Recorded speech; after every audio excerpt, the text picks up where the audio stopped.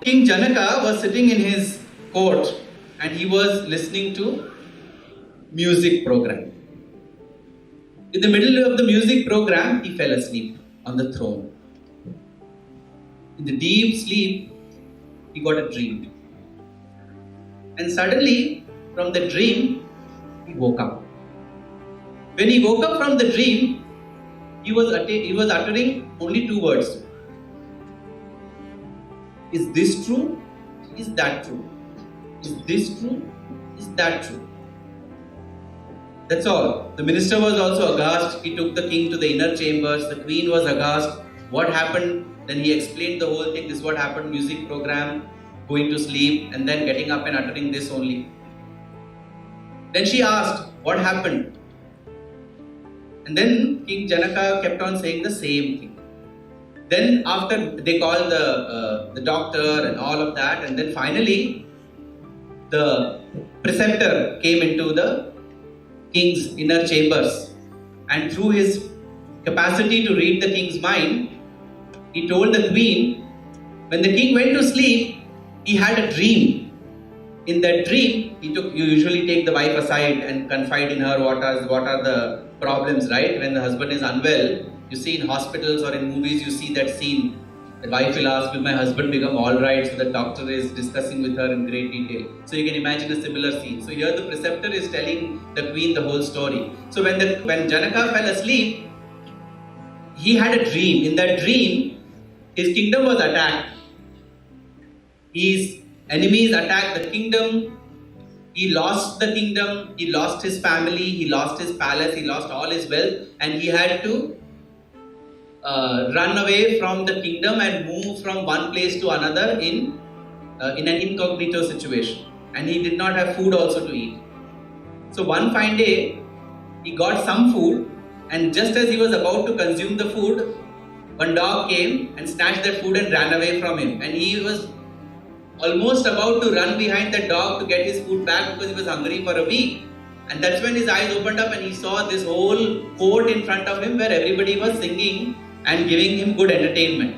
Ever since the king is in this state of shock, is that scene where I have seen the dog taking away my only morsel of food which I got after a fortnight is true? Or is this scene where I am enjoying or entertaining myself with the best of the royal music true? And that's why he kept on asking, is this true? Is that true? Is this true? Is that true? Because both looked equally true. So what is true? So the preceptor explained to the queen that this is the situation, then went to Janaka and said, Janaka, neither is this true, nor is that true. The one that existed in this and that is the only truth, and that is you. It was you who suffered in the battle and poverty and hunger. It was you who was enjoying the music, the luxury and all the regal grandeur. It is you who is true in both these situations. Neither the dream of the poverty is true, nor the current existential reality of affluence is true. That is the first requirement in yearning.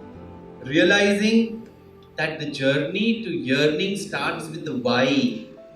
That why is you, the Jiva Tattva, the individual. And the same individual, the Mandukya Upanishad says, exists in three states. The basic state is what we are, Sthula Sharira, the tangible body, right? We are all tangible Panchabhutas made of the five elements. That is called Sthula Sharira. In the Sthula Sharira, we are awake, we are sitting. This is called Jagrita Avastha. In this Jagrita Avastha and Sthula Sharira, the divinity that we experience is called Vishwa.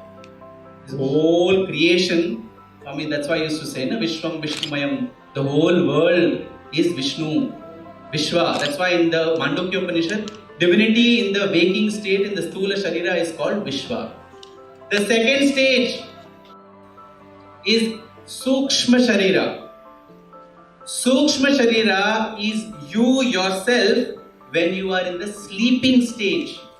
The avastha or the existence that you are experiencing in the sleeping state, the swapna avastha, is your sukshma sharira form.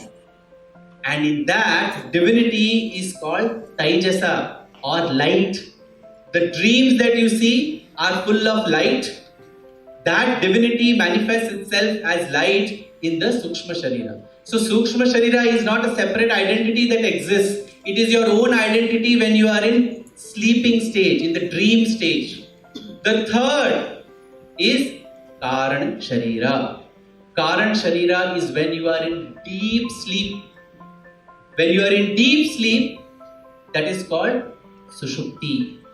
That is you yourself in deep sleep, your identity is of karan sharira. And there, divinity is called prajna. Prajna means awareness. When we are in deep sleep stage, no dreams, no awareness of this world, but only one awareness exists. What is that? That I exist. I exist. That one awareness is there even in deep sleep stage. That is prajna.